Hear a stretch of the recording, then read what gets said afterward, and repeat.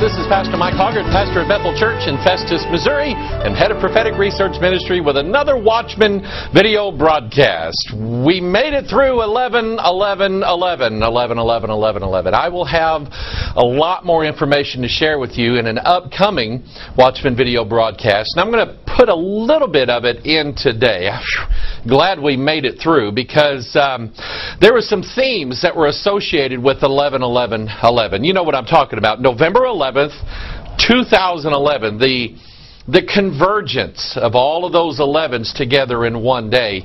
I've got some interesting information on that we'll be sharing with you probably next week. But for this week, I got to thinking about this word convergence. When I was in high school, in fact, I remember the day, March the 10th, 1982. I remember the day because that was my sister's birthday, and I didn't get her anything that year. But anyway, March the 10th, 1982, one of my buddies in high school actually set his watch to that time, because on that particular day we were hearing in the news, this is back before the internet and all that stuff, we had to get our news through papers and radio and TV.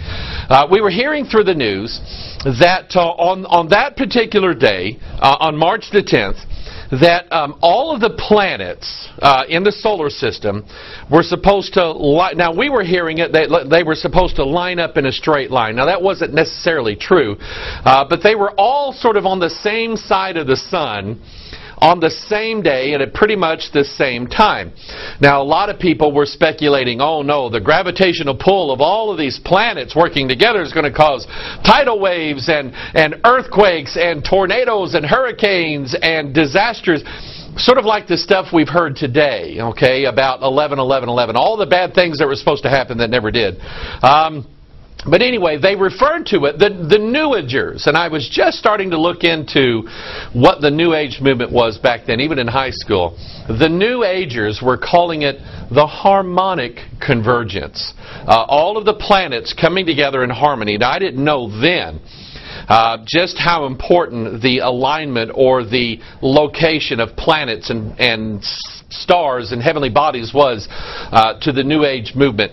But I know a little bit more today than I did then. But they kept calling it the Harmonic Convergence. And I'm going, what does that mean, the Harmonic Convergence? And I thought at the time that it had something to do with the alignment of all these planets on March the 10th, 1982. And the New Agers were saying that this harmonic convergence is going to bring in the New Age. And I call it that because it rhymes with sewage. It was going to bring in the New Age of peace, enlightenment, and harmony. And it was going to, and the word convergence, it means something that I found out from the Bible exactly what it means. The word convergence in the New Age terminology, let's get out Marilyn Ferguson's Aquarian Conspiracy. She talks about convergence in here and associates it with things like a great awakening, a paradigm shift. She refers to it in here, and I want you to pay close attention to this symbol again because it's all going to tie in with this, okay? And this one too, on the New King James Version of the Bible, which is not the King James Version of the Bible. They're two different books. But anyway, the convergence, she talks about it as being associated with the paradigm shift and with the Great Awakening and with man's chromosomes changing into a new breed, a new race, and things like that. She talks about it in there. And the idea of the convergence is that literally, the idea, the teaching in the New Age movement says that the masters, the space entities, the aliens that have been in contact with certain people through channeling and whatnot, that they're gonna come down from heaven, and they're gonna converge with mankind, and they're going to bring us into this new wondrous society. We're going to cure all the diseases. There's not going to be any more wars. There's not going to be anything. And if you want to just kind of get to it a little bit, the whole idea of the United Nations. The United Nations is built upon this one premise. Go study the United Nations. Go look at their religious ideologies. The whole idea of the United Nations is that at some point we're going to beat our swords into plowshares, and we're going to have peace and harmony among all the nations. They don't for a minute think that they can accomplish this by political means. Those who are behind the United Nations know and believe in their heart that it must be done from a supernatural source. Literally, the heavens converging with the earth. Now, I'm going to be talking about some things related to that. Some things that, as I pointed out, that I'm seeing in the New Age movement, but some things that really trouble me that I'm seeing inside of the church. One of the things that we have been called to do as watchmen upon the wall. Ezekiel chapter 33, we're to warn when we see the sword coming. When we see the enemy approaching, we're to blow the trumpet and warn. The problem is that the enemy tends not to be outside of the walls of Jerusalem anymore. The enemy tends to be on the inside of the walls of Jerusalem. Remember Judas, who Jesus himself called the son of perdition. That name refers to the Antichrist, 2 Thessalonians chapter 2. Judas was not one of these Sanhedrin guys that hated Jesus from the outside. He was numbered among the 12. He was one of the inside men. I want you to think about that, because we're already seeing themes of the New Age movement inside the church. And really, this is what, when I read the Aquarian conspiracy, she basically said, we've got our people in politics. Well, that's easy to believe. We've got our people in businesses. Yeah. We've got our people in advertising and marketing. Yeah. We have our people in public schools. Got that one. We have our people in churches all over the world. We're all working for this. We're all working for the same conspiracy to bring in the dawning of the age of Aquarius. Okay, when all the stuff is poured out on the earth. Read Revelation if you want to know what that is. But anyway, the harmonic convergence is the idea that the heavens are going to meld with planet Earth. Now, you say, well, what's wrong with that? Isn't that what God wants? God wants His kingdom on this earth. Let me read Revelation 21, and I'll show you the Bible's version of this happening, and I'll kind of reference this a little bit later on. And then I'll show you the devil's version of this happening, and you'll see the difference. Revelation 21, I saw a new heaven and a new earth, for the first heaven and the first earth were passed away, and there was no more sea. And I will tell you that I think that the whole idea of a new world order is a mockery of Revelation 21, a new heaven and a new earth, which God creates. But the new world order is something that man creates as part of a conspiracy. I'm going to leave this right here because I think I'll be using it quite a lot. And then verse 2, Revelation 21:2. And I, John, saw the holy city, New Jerusalem, coming down from God, out of heaven, prepared as a bride adorned for her husband. So you might say that this would represent like a convergence of heaven and earth coming together, clashing together, as it were.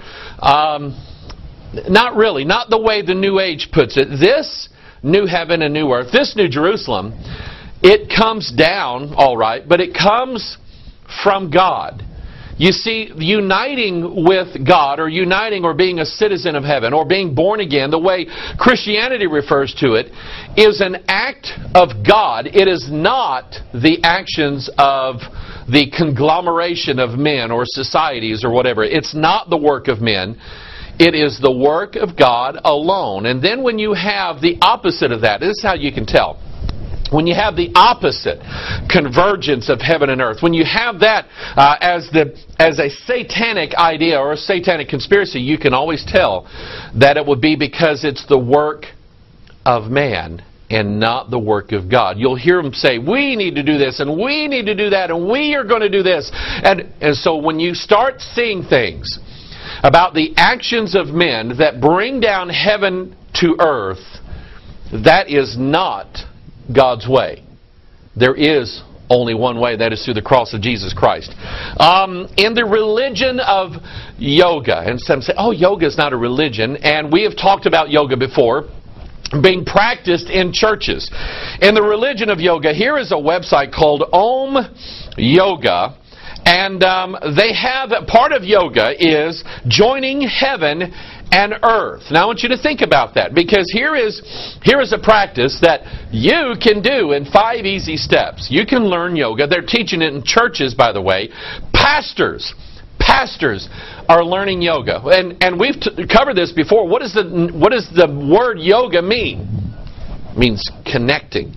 We're going to connect with the divine. We here on earth are going to join and connect with what's in the heavens. That's fusing heaven and earth together. That's what the convergence is all about. And it's done through the practice of yoga, a trance, a meditative state where you empty your mind, and your mind becomes this big gigantic void full of absolutely nothing, and you are going into what the Bible refers to as a drunken state, and there you're going to hear whispers. You're going to hear what they tell you is the voice of God. Actually, it's the voice of familiar spirits.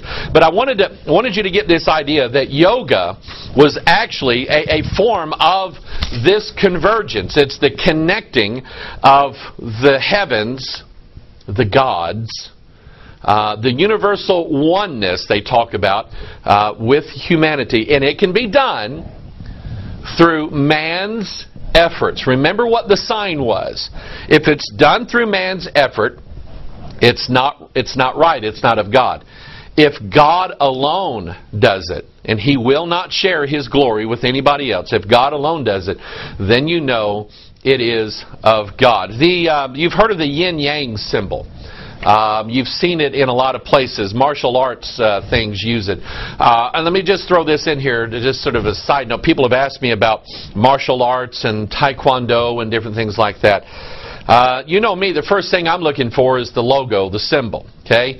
And generally they will use the yin-yang symbol. And you will hear them talk about how karate or taekwondo or jiu-jitsu or whatever it is you're going to practice is going to bring harmony and balance to your life. Are you listening to this? Harmony and balance. When you see someone from an Eastern nation such as Thailand or China or something like that, when you see them do this, okay, they're not bowing and praying to the God that you and I pray to.